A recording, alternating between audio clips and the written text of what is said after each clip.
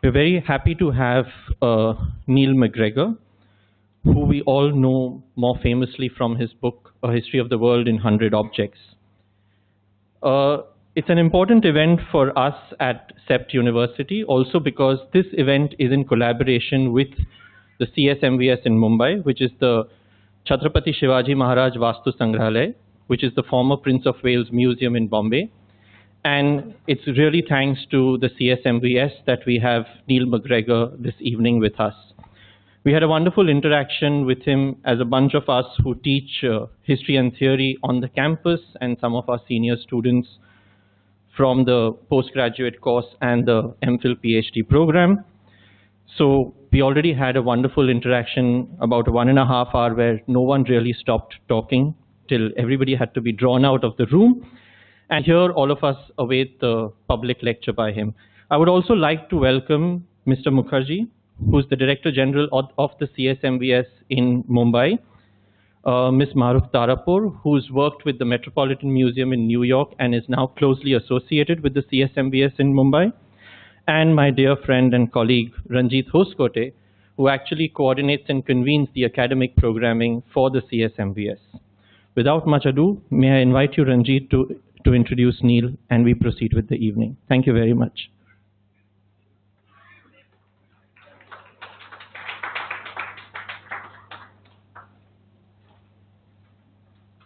Thank you so much for your very gracious words of welcome, Kevin.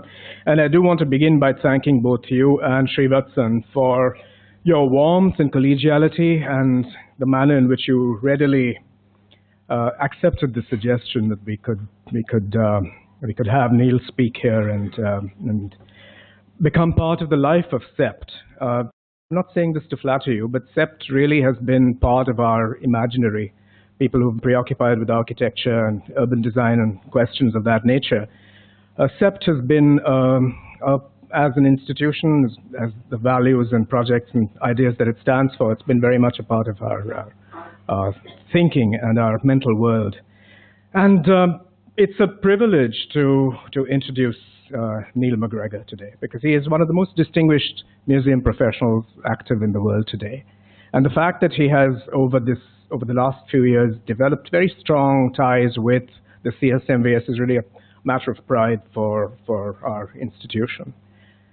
I will say a few things of a biographical nature, because I don't want to stand too long between the speaker and the audience. But I do want to talk about how Neil, in his work, has brought together 4 different theaters of engagement.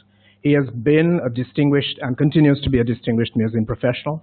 Before he came into the world of the museum, he was an academic and continues, as you all know, to publish.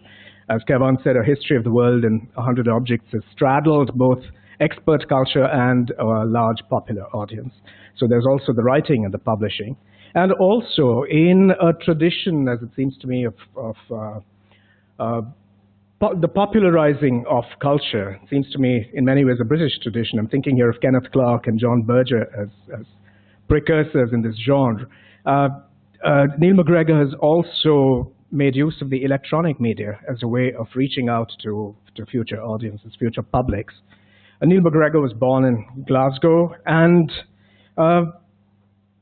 for a considerable time in his academic career, I think he thought he was going to be a lawyer.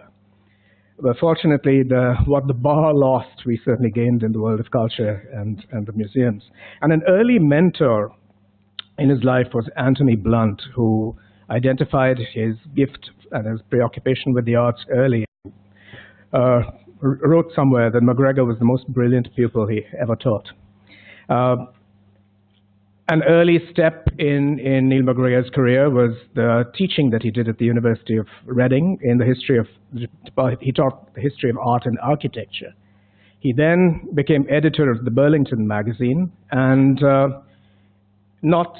it's also been a motif in his work to balance between private enterprise and the manner in which an institution could be more public and more independent in the way in which it functions. So when he was editor of Burlington magazine, he oversaw the transfer of the magazine from a corporation to an independent, not-for-profit status. And of course, many of us know him best for his work in the world of the museums. When he was director of the National Gallery, for instance, that's when he presented a three-part documentary series, a television series for BBC, Making Masterpieces, which took audiences behind the scenes. And many of us, of course, see what is presented. We rarely look into how this gets made, what the reserve collection is about. And again, it was a way of popularizing, of inviting, of including audiences in the otherwise somewhat arcane work of a museum. And of course, as director of the British Museum,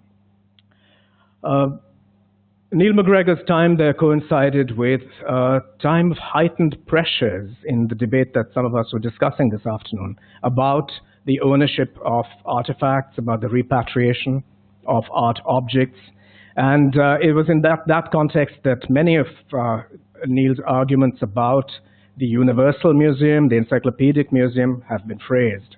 And questions such as the ownership or the trusteeship of material culture have played out for him in that context. Also, as director of the British Museum, he extended the role of the museum from its traditional ambit to really an expression of soft diplomacy. I'm thinking here of the way in which he sent the Cyrus cylinder to Tehran at a time when Iran was being regarded as a rogue regime by the Western powers. And it played no small role in the raising of consciousness in Iran. And I hope that at some point in the course of today's lecture, he will dwell on questions of how museum practice can also be an articulation of soft power, of diplomacy. He is now founding director of the Humboldt Forum in Berlin, which inaugurates a whole new phase of museum practice. And will be an experiment in how museums that have traditionally and for historical reasons been separate will come together. What sort of challenges that poses for the Encyclopedic Museum as an ideal and as something to be practiced and elaborated remains to be seen, but he is, we know that he is more than equal to that challenge. So I'm simply to, as you see, Neil will address this evening the question of many lives of a single object, teasing out questions of how objects invite, sometimes repel, and sometimes are remade in the context of multiple narratives. Please join me in welcoming Neil MacGregor to the podium.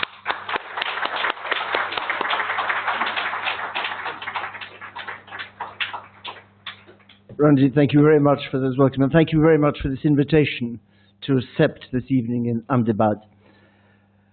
What I want to talk about is a small number of objects, all from the British Museum, which I apologize, it's just the only museum I know well enough to talk about the objects in, but to talk about what they say about how we think about the past, what we can know about the past, what we can't, and why we always want to know, and how we try to think about it.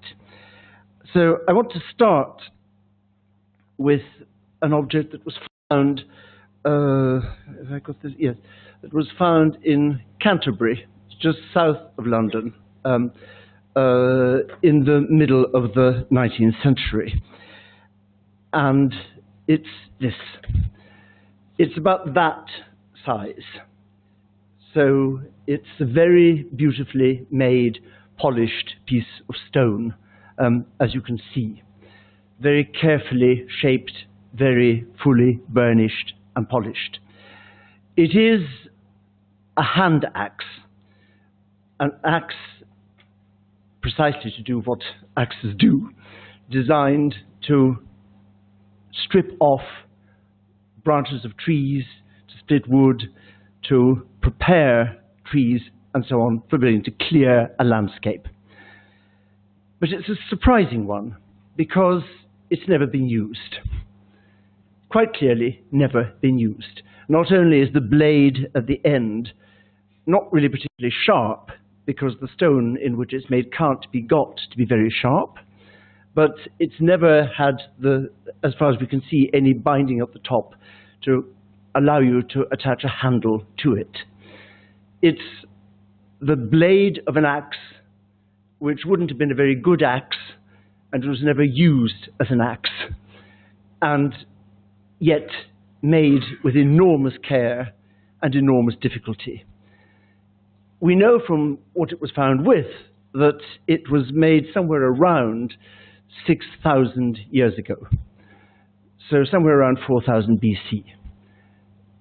At the time that India, this part of India, was beginning to embark on the Indus Valley culture, beginning the great adventure of cities and civilizations, people in Canterbury were still felling trees, forests, beginning the very beginnings of settled life in the very inhospitable climate of Britain, even more inhospitable then than it is today.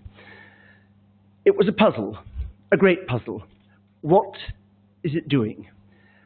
And it is, I think, the question about all these objects from the past. Why would you make this? What's it for?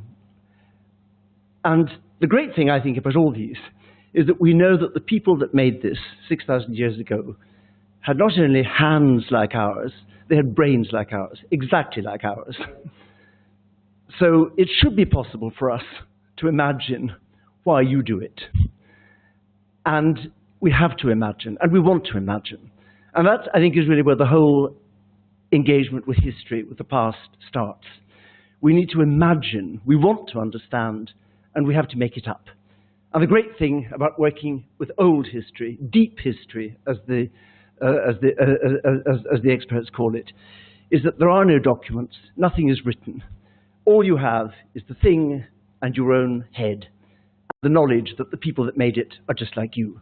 Why would you go to such enormous trouble to make this? We can only imagine that it must have been some kind of ceremonial object. And we can only imagine that you would have it because it's difficult to make. And that, of course, is one of the constants of human life. We love making difficult things. It's everywhere the case. And you can watch it with every child doing things the difficult way.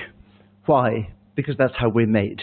That's why we're all here, is because that's how we were made. It's something that is made because it's difficult. It's valued because it's symmetrical. The aesthetic in this is clearly remarkable, this great teardrop shape. And it must have been shaped from somebody who knew exactly what they wanted to get to from the lump of stone originally, this idea of the perfect pear teardrop shape.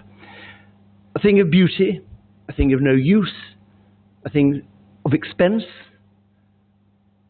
either political power, economic power, or is it religious power?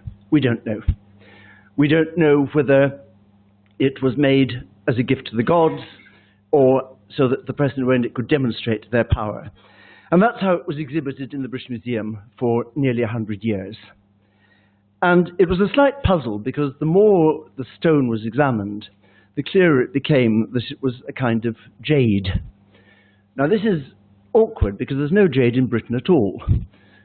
So that posed another very difficult question: how did it got there? And then, with further examination, and because it became clear that jade has, or jadeite as it turns out to be, has a very specific signature. If you look at the exact nature of the stone, you can tell precisely where it came from. Two very brilliant and completely obsessional French scholars working with this object found that this object came from that boulder in North Italy. It is simply astonishing. This was a completely new bit of information, and is the wonderful thing, of course, about objects and museum research and what it does to the history and the question of suddenly a new dimension to the oddity, the strangeness of having this object. Because this, so as you can see, it's quite high in the Apennines, it's northwest Italy, and for quite a lot of the year this is in mist. So we are out of the normal world, and this block, rather rare outcrops of jadeite occur, and it was established that it came from this rock. It then must have been 6,000 years ago, chipped from the rock and traded, carried, moved all the way from Italy to France, and then from France to England. Why? How? What? But what we did discover is that not only is our jade axe there, but it has two sisters who also come from the same boulder. One of them now in a museum in Bordeaux, and the other in a museum in the west of England, that found locally. What is going on? What is wonderful is that we'll never know. But what is clear is that this object tells us a great deal about us, always. We value, we love things that are far away. We love things that are in two different worlds, high in the world of the gods, but also on earth. We value things that are carefully worked, and we don't need them to have a material function. That is their function, is to be rare, exotic, and to let us dream of a different way of imagining the world and of shaping the world. That's why I think museums are so important. And it's why I think these objects are so important, that they keep reminding us of the way we as humans all over the world behave and think, and how similar we are. And one of the things that I found interesting in these objects is the fact that what happens to them later on. This is a pretty simple life. Somehow it gets from Italy to France. Somewhere along the way it's shaped with other stones, polished, gets to Canterbury, and then somehow is buried. And then it peacefully sleeps in Canterbury, in the soil of Canterbury, for about 6,000 years, and winds up in the British Museum. But the other objects, it's not so clear why they wound up in the British Museum, and that's also extremely interesting. And I want to look at a particular object that's got relevance for here, which comes not from Italy or from south of England, but from Germany, from here, from Nuremberg. And in Nuremberg, so just north of Munich in central Germany, in 1515, the German artist Albert Dürer makes a drawing and then a print of a Gujarat rhinoceros. You immediately want to know, how had a man living in Nuremberg seen a Gujarat rhinoceros? And I can obligingly tell you, he hadn't. And that also tells us something about all of us. But this imagining of what a Gujarat rhinoceros would look like if he had seen it is also something that is a common human phenomenon, human aspect of behavior. Because there was a Gujarat rhinoceros, and it's part of one of the stories of empire that are going to be really the theme of this evening's talk. I want to talk about objects that are about the beginnings and the ends of empires and what they tell us about it. And this strange object, which we'll come back to in a moment, but I just want you to look very carefully at it before we'll come back to it. But just look for a moment at what it tells you. If you're a German in 1515, by Dürer with his very famous trademark logo AD, the first artist to have a trademark that he defends in court. He takes people to court, and because he's working in a wood block print, this can be produced in thousands of copies and sent across Europe. So this is what most of Europe, for several hundred years, think a rhinoceros looks like.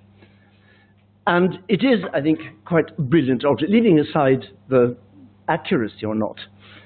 The way that horn pushes against the frame on the right-hand side, and the way it cuts off the tail on the left. This is an animal that's too big to be easily contained. The scale of the animal in the page that represents it is extremely uncomfortable, almost threatening. You know this is energy awkwardly contained. And that, of course, is the story of the rhinoceros, because it takes us to the beginning, the very beginning of the Portuguese Empire in the East. And as you know, the early settlements of the Portuguese in the south of Gujarat. In 1515, early 1515, the Sultan of Gujarat decides he will give to the King of Portugal a rhinoceros. He wants to know what he can give that the King of Portugal could get from nobody else. It's a bit like Chinese panda diplomacy. You know, only the Chinese can give people pandas. At that stage, there weren't many people who could give rhinoceroses. So he decides that he will give the Governor-General of the Portuguese settlements in India the rhinoceros. That's quite a problem. If you imagine just what it's like to be the Governor-General of the Portuguese settlement in India, and you're given a rhinoceros and asked just to send it to Portugal. The size of the ship, you know, the ship was certainly not have been bigger than this room, on which you, the rhinoceros, and several hundred other people have to set off for Portugal. But that's what they decide to do. And there's an immediate problem. How do you keep the rhinoceros alive for the journey of several months? It's decided that, of course, while obviously it would be good to take lots of grass, there simply isn't room in the ship for enough grass. So it's decided that they will send the rhinoceros with rice.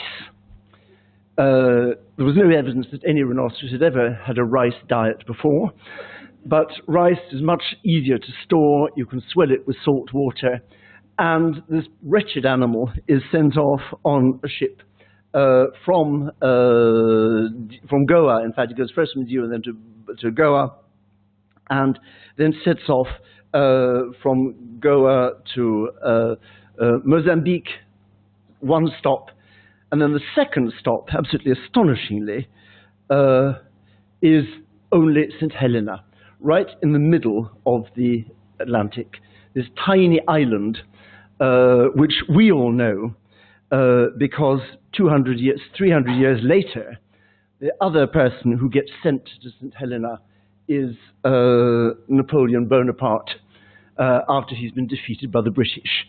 He is exiled to this remotest place in the world. So if the rhinoceros had stayed here for 300 years, he and Bonaparte would have met. But that was not to be. But then on from St. Helena to Lisbon. And there in Lisbon, the rhinoceros causes a sensation. Everybody in Europe knew about rhinoceroses, because in the Roman Empire days, the Romans had brought rhinoceroses from Africa to have as a spectacle in the circus in the Colosseum. Nobody had seen one for 1,500 years, but they had read about them in the literary classic authors. So they knew what to expect, except they didn't. They were amazed. And they knew that one of the things that the Romans did particularly was they used to put an elephant and a rhinoceros together into the circus and watch them fight. So the King of Portugal decided he will, for the first time since the Roman Empire, have this rhinoceros and an elephant, puts them together in the circus, and the elephant just runs away. It's a great disappointment. But this is a sensation in Europe. Everybody is talking about it. And the King of Portugal decides that it's so important that he will do the only thing he can do and offer it to the most important person in the world, which is the Pope. So the poor animal gets back on the boat, a different boat, and sails from Lisbon to Rome. But unfortunately, the ship sinks, and he never reaches Rome. But all Europe knows about it. Dürer is desperate to have an image of the rhinoceros, and he has a written account of what this animal looks like. Somebody who saw it in Lisbon writes to him, and he tells him that it has heavy skin that looks like armor plating, and so he gives it literally armor plating. And he told that it's got funny horns and protuberances. So he just makes up this one, for instance. Nobody knows what this is meant to be. The ears look a bit like donkeys, and who knows what's going on. And I think this is, again, like the jade axe, something that all of us understand. We all need to have an image of what we hear about, an image of a person, an image of a place, an image of a thing. And we've got to have it, and we've got to try to make it. And the one thing is, you know, it'll be wrong. But you need it. And you need to know that it's wrong, but you need to know that you need it. And this image is so powerful that even after rhinoceroses start coming quite regularly to Europe in the 18th century, this image remains. And when the Germans, just north of Nuremberg again, decide to discover porcelain, which is the other great exotic thing from the Orient, along with rhinoceroses and silk, one of the first things they try to do in Dresden, in Meissen, in porcelain, is to make a porcelain version of a rhinoceros. They don't make a version of the rhinoceroses that they had seen. They make a porcelain version of Dürer's rhinoceros. The imagined image is more powerful than the real thing. And the imagined image lives with the real thing perfectly happily, in contradiction, but not in conflict. Again, I think very interesting about the way we all cope with history and understanding the world and our imaginings of it. It's the beginning, as I say, of the Portuguese Empire. It's the beginning of a different kind of European relationship with India. And it says a great deal, I think, about how we all imagine the world. And again, the endless appeal of that from far away. The exotic has a value that is completely inexplicable, but is always present.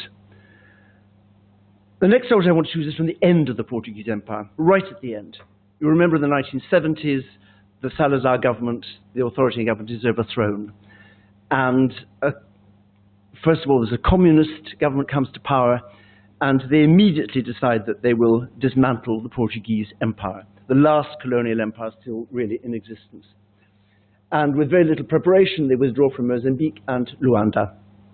The result, as you know, tragically, is the most bitter civil war in both countries, which goes on for decades. And because we're in the high period of the Cold War, the West, Europe and America arm one set of factions. The Soviets and the communist world arm the other set of factions. The civil war goes on until the 1990s, when at last a peace is arranged. And then in Mozambique, the question is, what happens at the end of a civil war? Weapons are everywhere. You know perfectly well that although there may be a peace, it will be violated at every stage unless you get the weapons out of circulation. How do you persuade people to give up their weapons?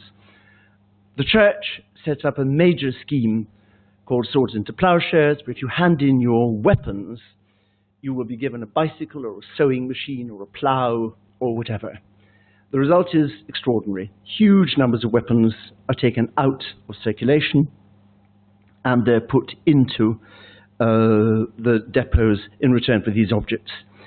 And then one of the bishops has a brilliant idea that people have to see that this has happened.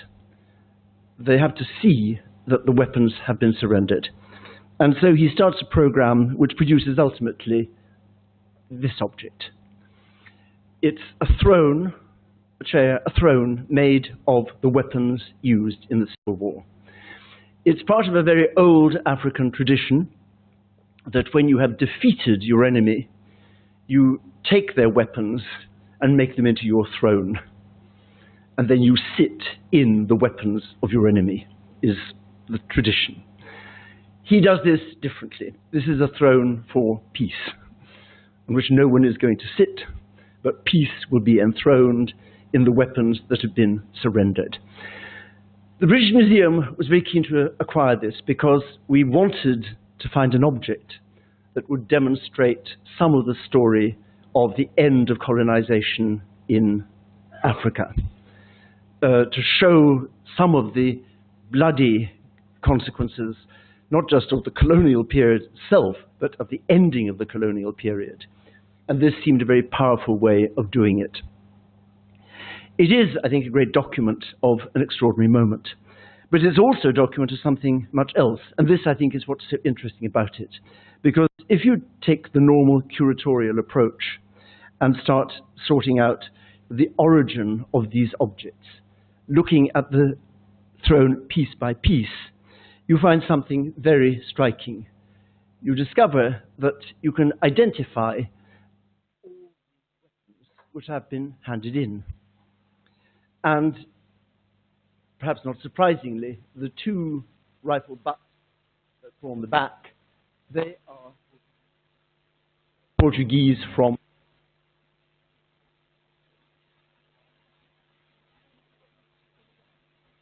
every other piece of this chair is manufactured in the Soviet bloc, either in Russia or in Czechoslovakia or in Poland or in North Korea. Every one of them. They come from all of those countries. What this demonstrates is that you can't have a civil war in Africa unless the rest of the world makes it possible. This happens to be from an area where the fighting force was supported by the Soviet bloc. If it had been from another area, you would have found weapons from Britain, US, France, Germany. That is also interesting, that each of these thrones is from one of those blocks.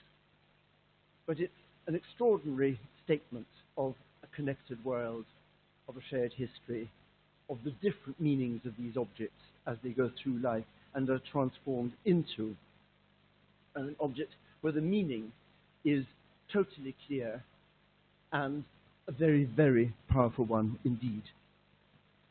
Because it's such a powerful statement of our complicity in African civil wars and such a powerful statement of reconciliation, the British Museum was very keen to tour it to places of conflict. And so it was sent to Northern Ireland, where great rows about decommissioning weapons, showing the decommissioning of weapons. After the peace process was well established, it was exhibited in Northern Ireland as a focus of debate and discussion. In 2014, for the commemoration of the First World War, we went to Coventry Cathedral, which is the great centre of reconciliation between Britain and Germany for the First World War. And the consequence of that was that the object took on a set of new meanings, not only about Africa, but also about civil war in Europe, in Britain, in Northern Ireland, and war in Europe in the 20th century between Britain and Germany, to such an extent that, to our great delight, the colleagues in Mozambique asked to borrow it, to tour in Mozambique, to show what it had achieved in Europe.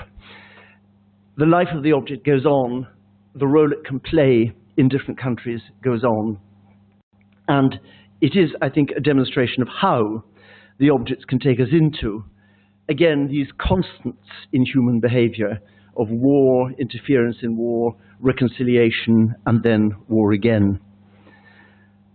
Staying with ends of empire, I want to come to the end of that Soviet empire that made possible the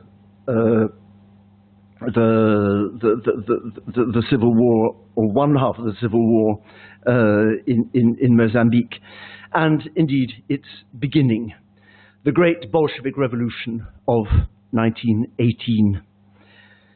One of the great imperial qualities, materials, as you know, was porcelain. I showed you the rhinoceros earlier. Porcelain in Europe became the symbol of imperial power. And one of the great marks of Russian imperial power was the making of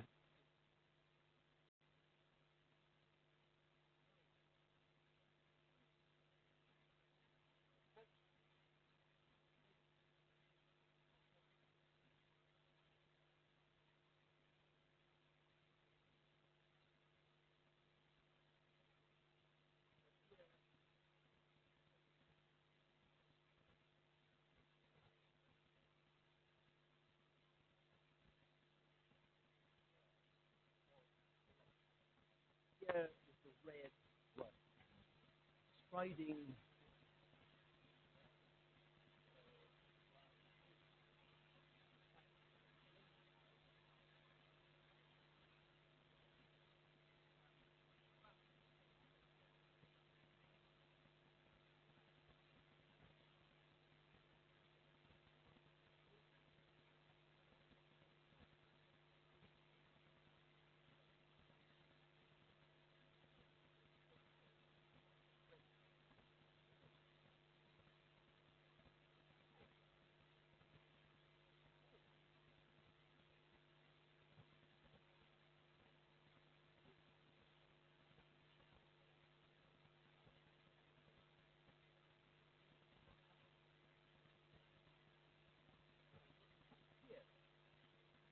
the imperial crown, and that's the end really, Nicholas of 1901.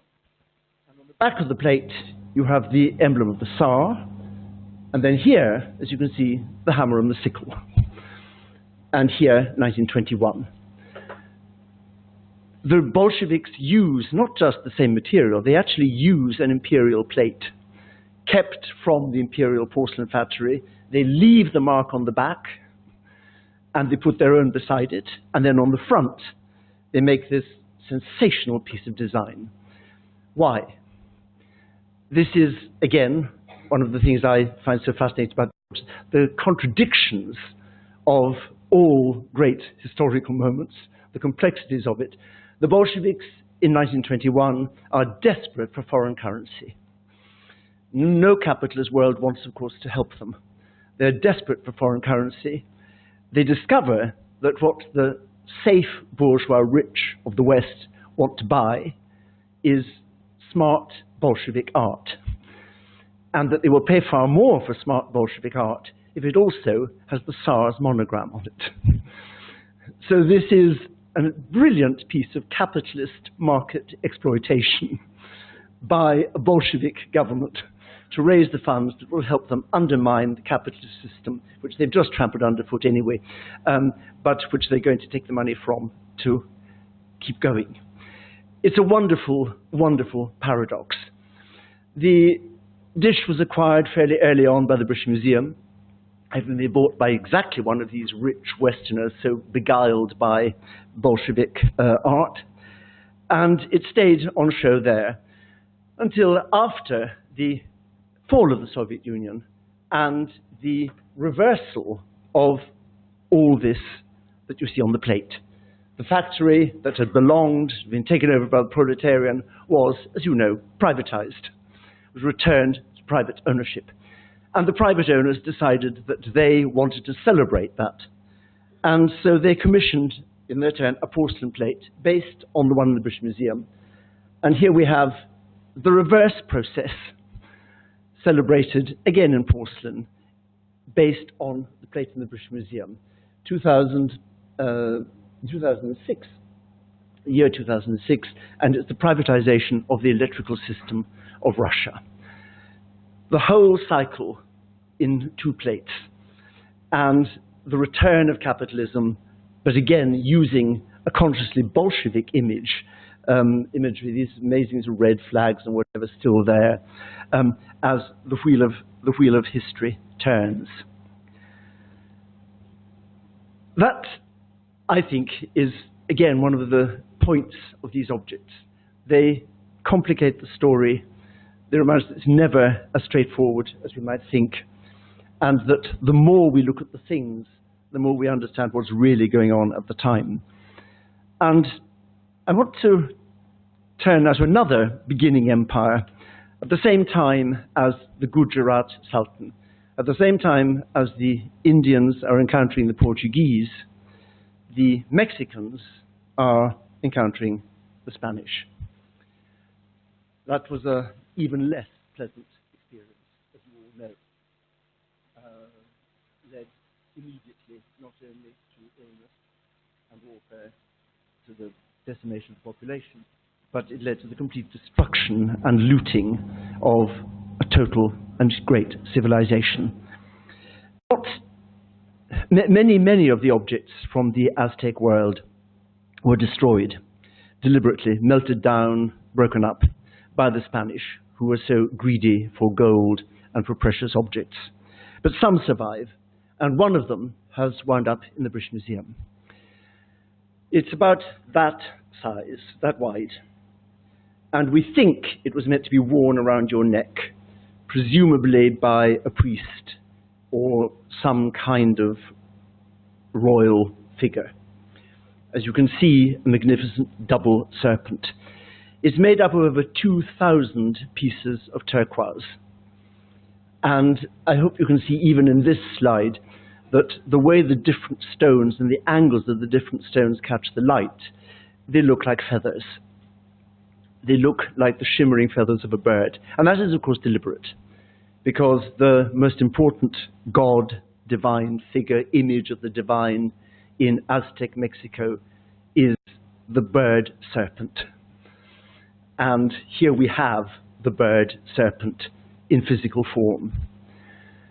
It is the most wonderful demonstration of a sophisticated culture able to organize the making of beautiful things by skilled craftsmen to carry an ideological, again, religious, political point, rather like that axe from Canterbury, showing power, asserting power. But it tells us something actually far more, because the Aztec Empire was a fairly recent empire. Like all empires, it was the result of brutal conquest. The capital was Teotihuacan, now Mexico City, and these were different areas, as you can see, under its control, tributary states. These were the core states, and these were tributary states and allies. What it meant was that there were many different groups of Mexicans, all of them, with the exception of the core group here, all of them more or less unhappy with the Aztec Empire. It made it very easy, of course, when the Spaniards came.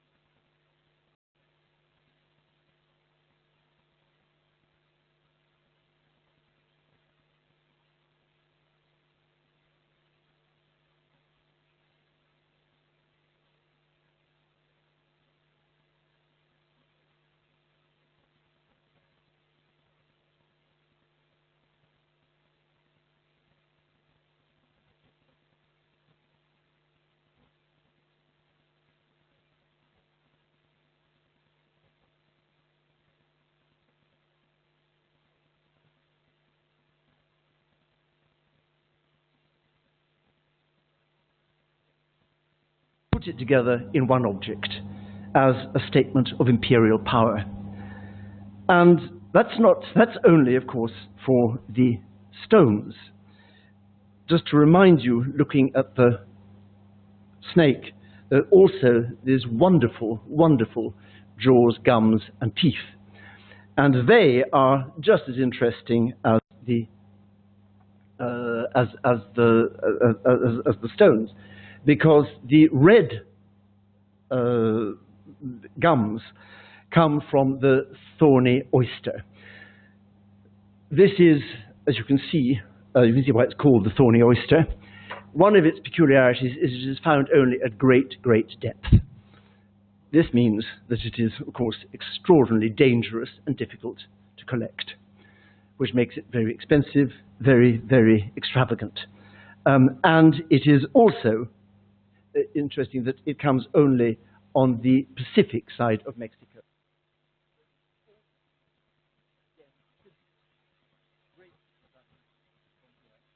And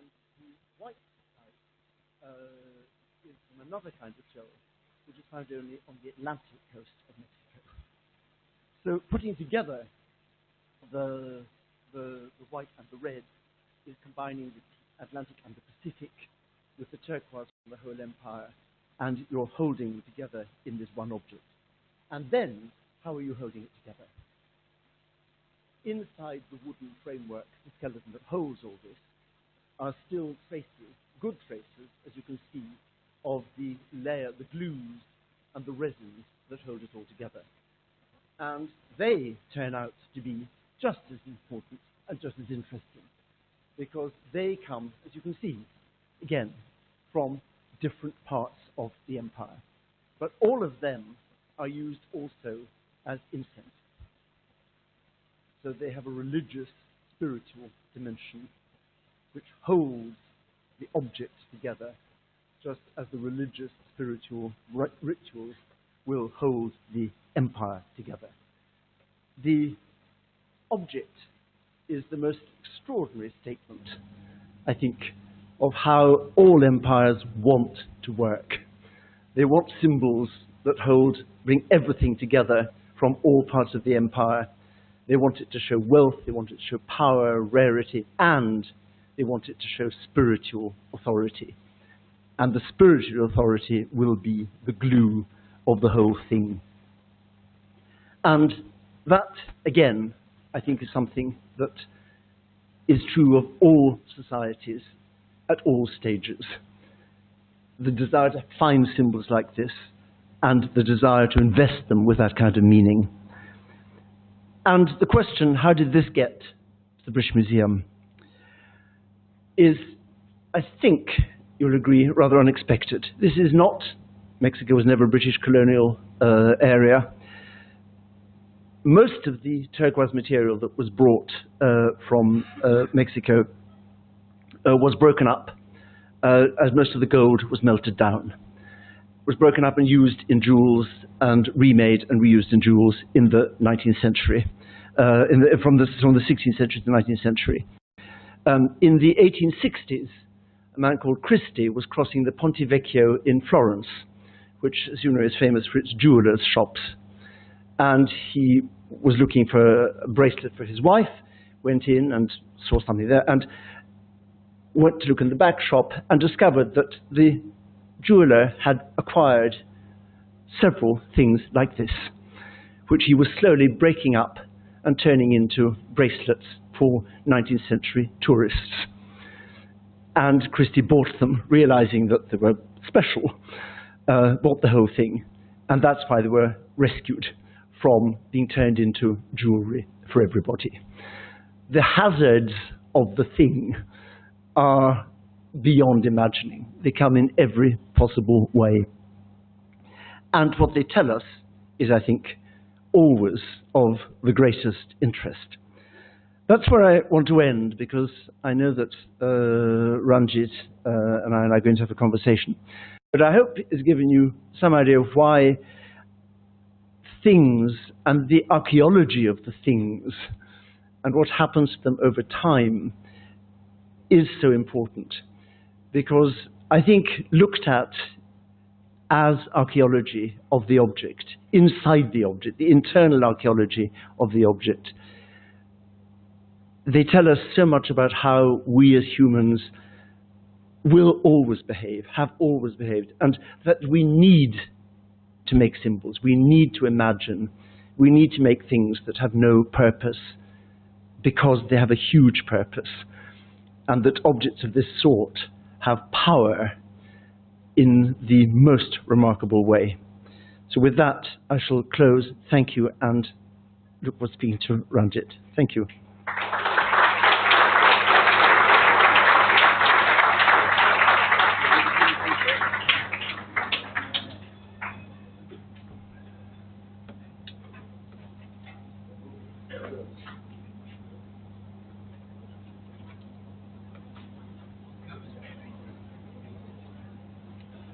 Thank you.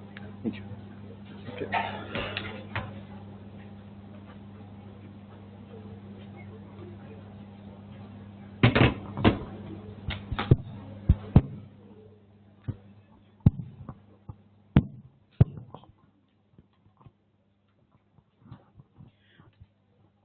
Neil, thank you for an absolutely marvelous and even magical lecture, which drew us both into the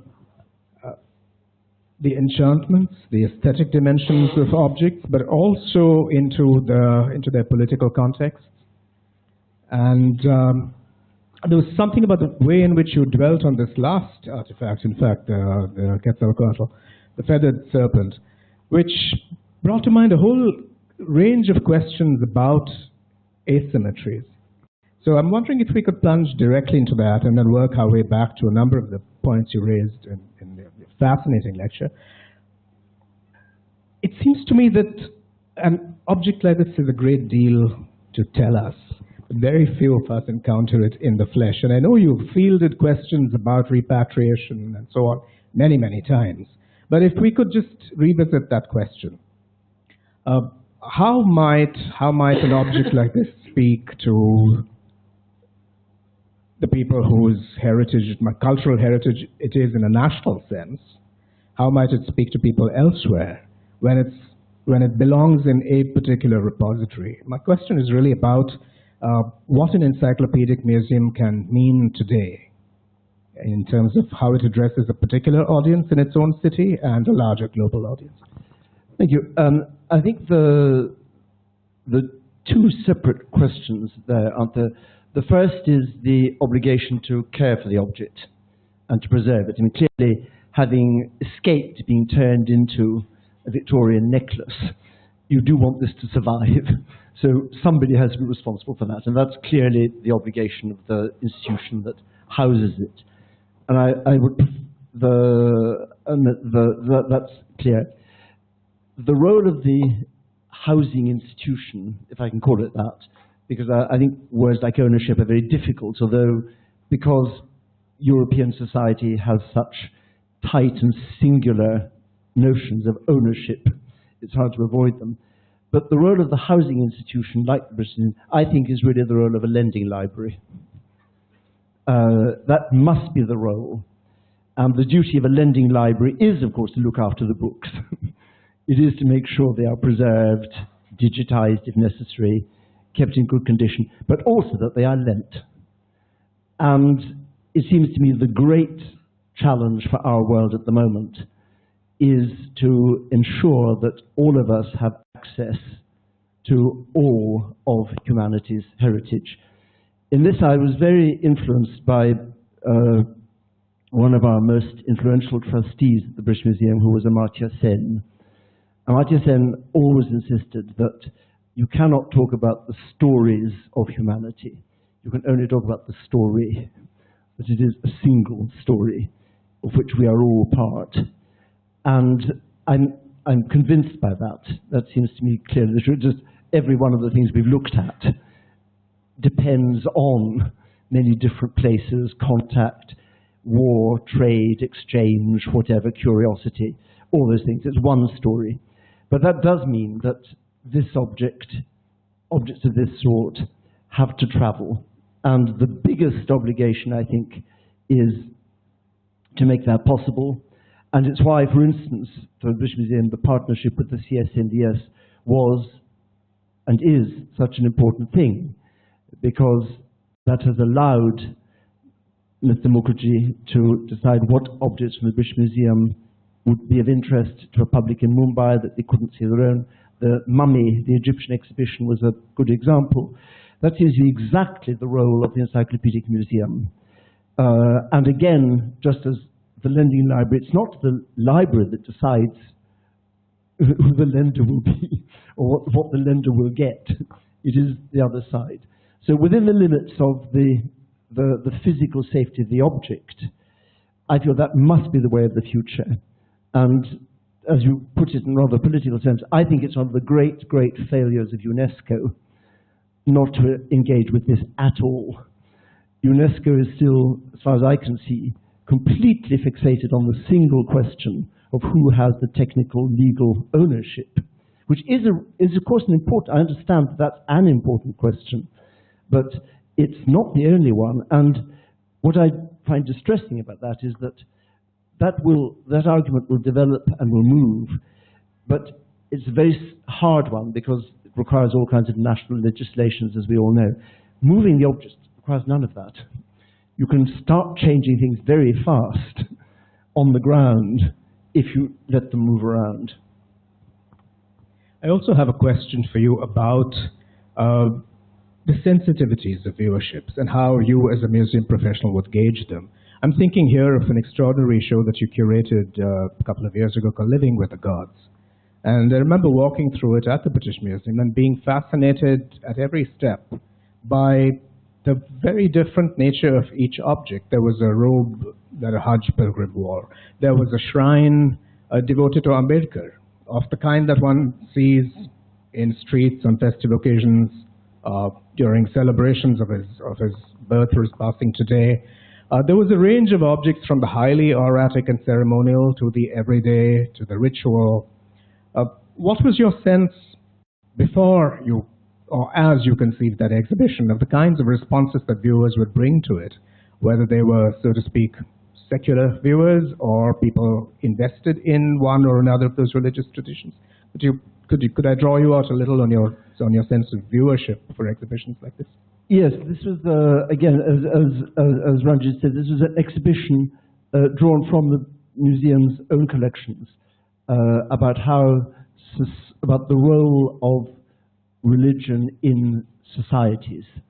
Not the truth or the untruth of the theology or the propositions, but what role in the coherence of a society, in the shaping of a society, does a faith structure, a faith system play? That seems important at the moment because, as we were saying earlier on, one of the greatest political changes of the last 50 years has been the fact that religion is now a central political issue all around the world. As I need to say it in this country, but everywhere in the world, it has now become, again, an extraordinarily powerful dynamic. And for a secular Europe, this is difficult to understand. Most Europeans are now so removed from a religious practice or a tradition, they simply cannot understand why it can matter so much. And that seemed to us something that we needed to try to address. That's what a museum is for, and particularly a collection like the British Museums, where you have objects from the beginning of history to the present day and from all around the world. And what we were trying to argue was that for most people, the reason religion is so important is because it is the context in which the great moments of society are marked and occurred and shared, and where you find your place in time and in the community. That the life of the individual is only part of something much bigger, and that you're part of a time scale that goes far before you and will be there long after you. And that's why it matters. And we wanted to show that in different objects. What was striking was that it did turn out to be, I think, a useful way of coming at it. There's really no point in trying to explain to a non-specialist public the complexities of esoteric Buddhism. It is just too difficult. And I certainly couldn't do it.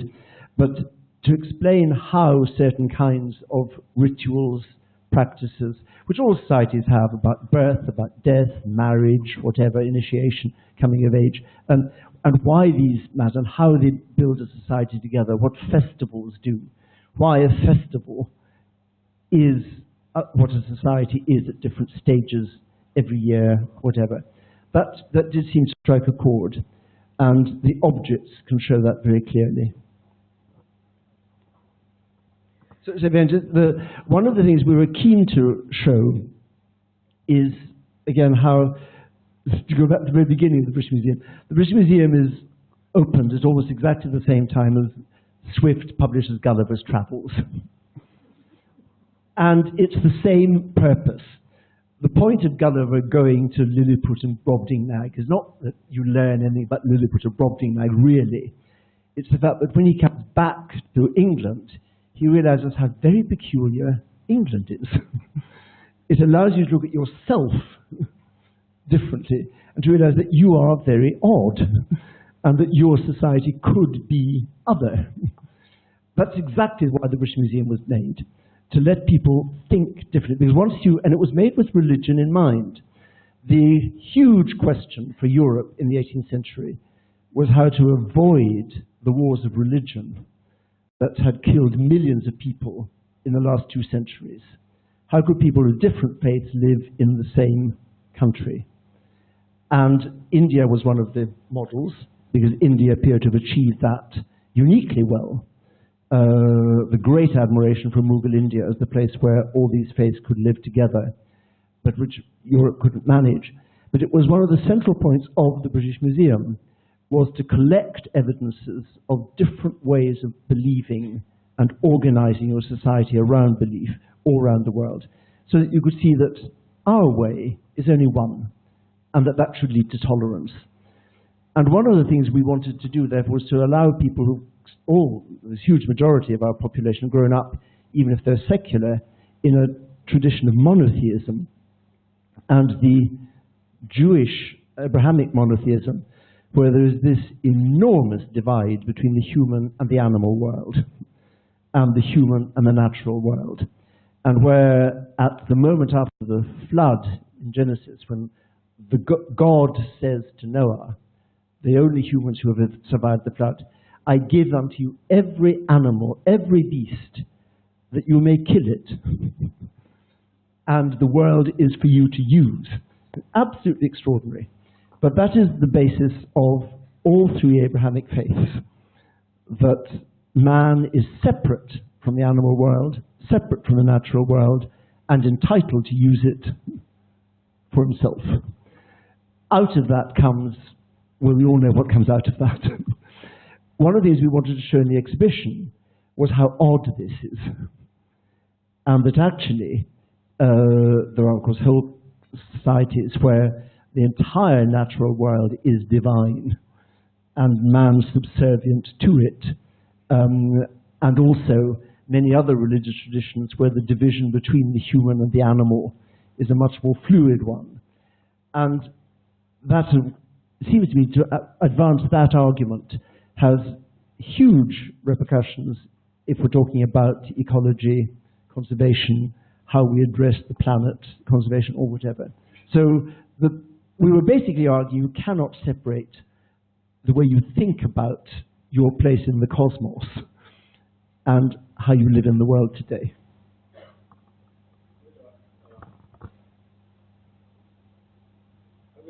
A couple of questions more and then open it up to our colleagues here. From what you just said, Neil, I just want to draw you out a little more on the ways in which you have clearly a utopian, redemptive, transformative sense of the role of the museum. Not redemptive, irritative. Irritative, all right. So how... The role is to irritate, not redeem. That's where my question. How does the museum become part of a larger set of debates, would be my question. And I recur here to the incredible, the Dürer's rhinoceros, which made its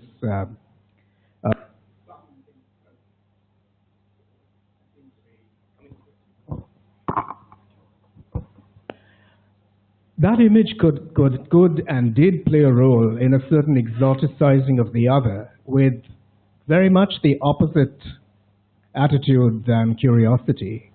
It could be seen as part of a larger set of narratives about the monstrosity of the other, of its religious beliefs, and could have fed into a certain colonial discourse. Of course, we could also see it as part of the wonderment of Europe in the face of the other. How do you calibrate that debate? If you were to present that image, for instance, as a single object exhibition, how would you draw attention to speak of the many lives of a single object, but also of the many different roles that objects play in ideologies, and sometimes in very sinister ideologies? Well, I think that's what I was trying to do by showing the survival of the image even in the face of reality. And particularly in that 18th century porcelain version of it. And of course, it's all these insights, all these curiosities can turn morbid destructive as well as creative and curious. That is, again, what it is to be human. And it's unavoidable. I mean, that's what happens. And I think, of course, it's part of an exoticizing, making monstrous, but also a fascination. And I think you just have to acknowledge that that is the way people always are.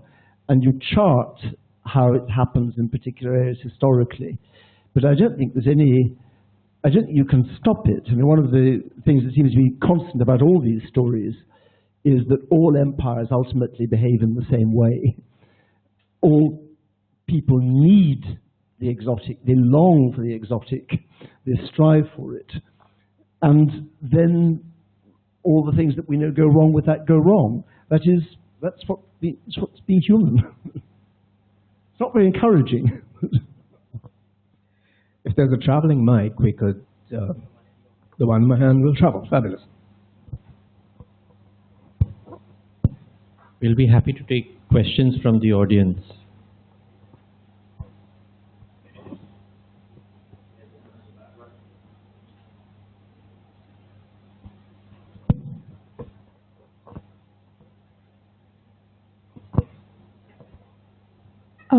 I would like to ask that since each object is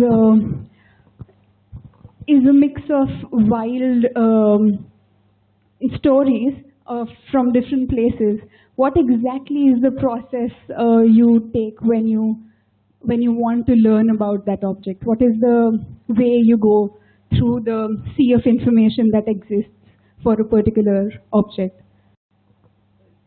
Thank you. It's the very key question. What is curating? It goes to the heart of what is curating. What is the? And I think it comes very much from two things. Firstly, there's the limit of what you can know about the object, and what I hoped I was showing, particularly with the turquoise and the jade, and the analysis of the resin, is how much that keeps changing. There's more and more that we can know about the objects, and that's very significant. But also, I think everybody has their own questions about the world now that they want to explore through the objects of the past, which is one reason why the objects keep changing their meaning, because we're asking different questions. And everybody would want to interrogate these objects in a different way. I mean, Ranjit has just interrogated the rhinoceros in a different way. That would be very interesting. You would then, I think, quite easily be able to look at the extent to whether that imagined drawing is matched by willful misrepresentations of other exotic things, and whether it is part of a deliberate attempt to make the other seem dangerous, frightening, monstrous, malformed. So I think that is the role of every spectator, every visitor, every curator, is to decide what do I want to, what is it about the world today that I want to consider, and where can I find that? Where can I find out more about that in the past? For instance, they're saying how different societies feel a different level of responsibility for the animal world. That's now become a very major question for us all. And it's led us back to very different kinds of questions of many of the objects in the museum, which we wouldn't have asked, I think, 30 years ago.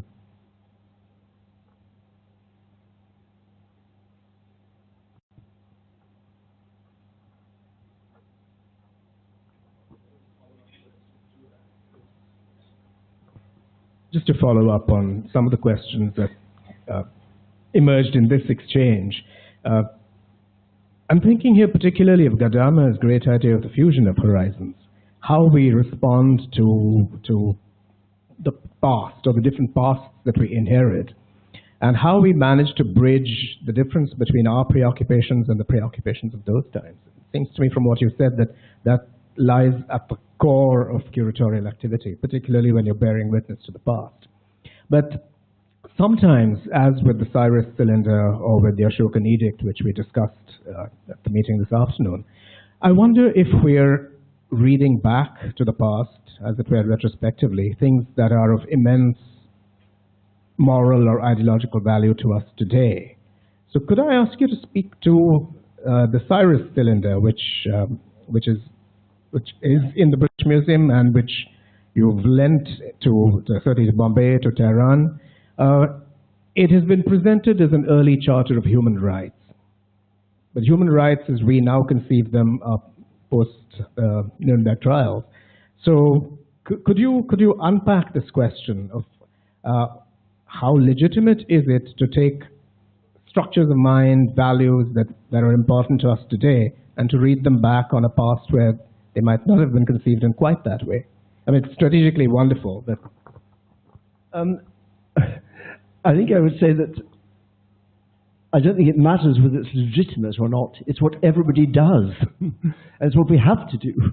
And is it legitimate for Dürer to make his image with the information he has? Of course it is. He does it. We all do it. And you can't not. We can only think the way we are now, sadly. And we can try to imagine what the other world in time was, just as Dürer is trying to imagine the other animal in space is. And of course it'll be a reflection of our concerns, whatever. It can't not be. But I think that's one of the purposes, isn't it? That's the point. We need to know that. And you need to know that that is, again, just part of being human. It's something we all do, just as we all need our image of the rhinoceros, and we need to know it'll be a wrong one. I mean, that's the way it is, I think. The Cyrus cylinder, just very briefly, is in 539 BC, war between Babylon and Persia. And the Persian Empire is just beginning to grow, and the great Cyrus conquers Babylon. Babylon was a very brutal empire that had conquered most of the Middle East up to the Mediterranean, from Iraq up to the Mediterranean, taken peoples captive, and above all had confiscated their temple goods, the religious objects of their cults, and brought people to Babylon as slaves and confiscated the religious goods. When Cyrus and the Persians arrive in Babylon, he announces that all the people who have been deported will be free to return home, and they must all be able to recover their temple goods and take their gods with them and go home. And that's what allows the Jews to go back to Jerusalem and rebuild the temple. So he's a huge figure in the history of Judaism and a great figure in the Middle East. No one had ever done anything like this before, because nobody had really tried to rule an empire with lots of different religions and lots of different traditions other than by military oppression. He's trying to do it in a much more sophisticated way, if you like, much more subtle way. And it is certainly, Mr. Mukherjee was saying before, it's comparable with what Ashoka does a couple of centuries later in India.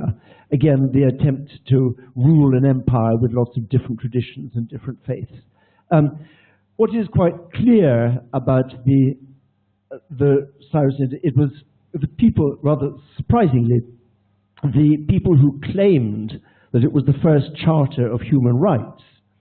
The person who did was the Shah of Iran, who was at that very moment locking up everybody who opposed his regime and in many cases simply liquidating them.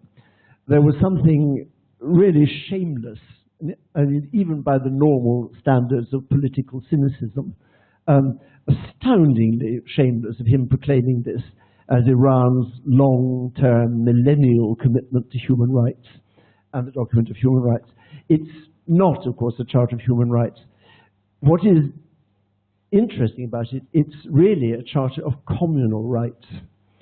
And what is very interesting is that nowhere is there any suggestion that the individual is the focus of attention. It is the community. The community has the right to its gods, to its worship, and to its way of being. And that's a very different thing. But I think but we need that now. We need to use that document. And again, I think it's very important that we all use these documents, these objects, to achieve what we think is good at the time. just very quickly, I would say the comparable document in British history was Magna Carta. Magna Carta was a really pretty shoddy deal between a bunch of greedy aristocrats and a dim king. And they sort of bullied him into letting them do what they wanted. That was 1215, and it happened, and everyone forgot about it. And then in the 17th century, when Parliament was trying to fight a dim king whom they didn't like, they suddenly resurrected this and said, this shows that it's always been part of English tradition that we, the people, can tell the king what to do. Nonsense, complete nonsense, nothing to do with what Magna Carta was about. But it allowed people to do something good, positive, that helped, and to achieve a good end. And that's the way people are always going to use their history, I think. Excellent. There's a whole range of stuff. Can we begin with you? And then there were Thanks for fantastic talk. You have curated many exhibitions, and you have written many books about your exhibitions. So being part of a special discipline like architecture or interior design, I have got two questions. What is the difference, what is the curatorial difference between exhibiting or curating an exhibition and writing a book? The second part of the question is, what is the difference in the way the spectator would receive it? Thank you. The biggest difference is that you can only make an exhibition if you have things that can really be properly looked at. And that already cuts out enormous... So that, for instance, if you're looking at the great moments of human history, it's almost impossible to do an exhibition about disease. Clearly one of the most important things in human history. What would you exhibit? So the minute you were things, there are a whole set of questions you just can't address. And you have to acknowledge that. So you're dealing with bits of history, and only bits, and you have to know that. But those bits you can engage with. The thing, again, what I find very helpful, is to remember that everything you're looking at in an exhibition, and this is particularly true if it's something like that axe of 6,000 or even more, of 1 million years ago, was made by somebody like you. And particularly if you can touch the thing, you are immediately in contact with the person who made it and should be able to think why he made it. And I think that's the enormous impact, that all these things are made with hands like ours and heads like ours. And that takes you into it lets you begin to try to see the world from somewhere else. And I think buildings can do that as well. The difficulty about buildings in that sense is that, of course, because they go on being used, they necessarily go on being changed, they usually have to be repaired, rebuilt, whatever. So it's harder to recover that single moment of that. But buildings do the same. They take you into another world and another way of thinking about the cosmos, and why you, again, simple things like the great stepwells here. Why, and why that level of decoration, that density of decoration and thought. What sits behind it? You can't be in that building and not think about that.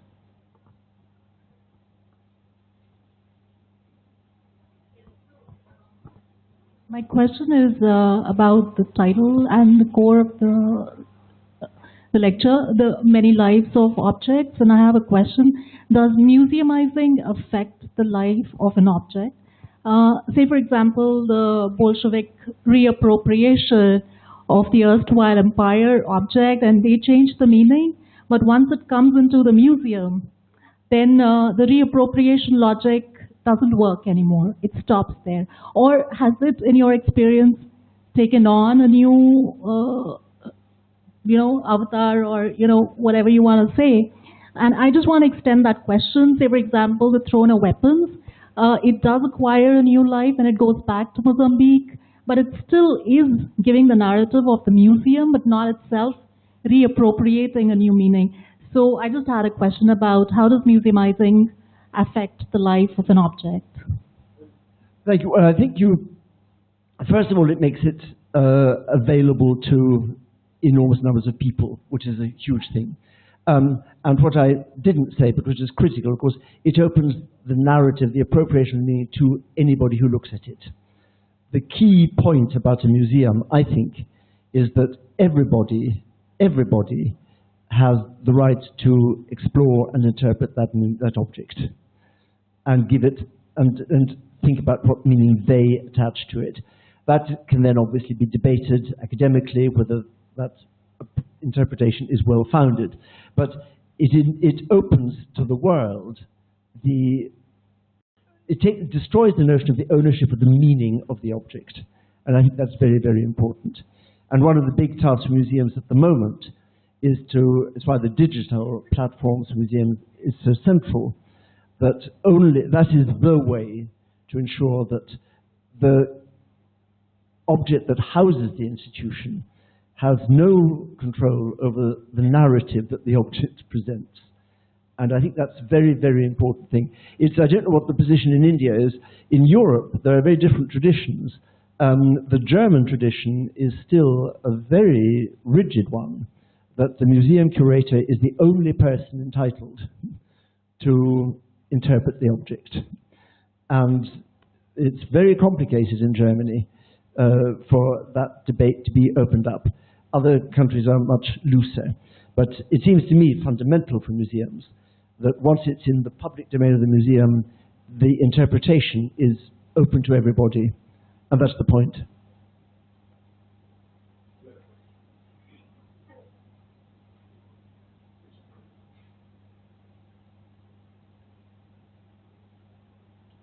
It's a very shy microphone. I can just speak loud. Yes.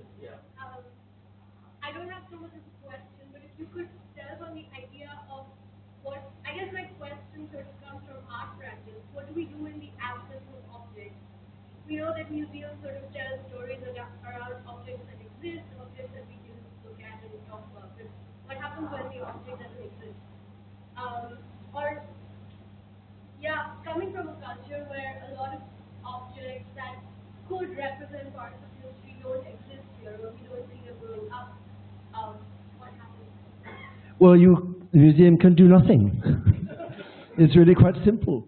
And again, it's one of the things that we have to keep remembering, and we have to keep saying.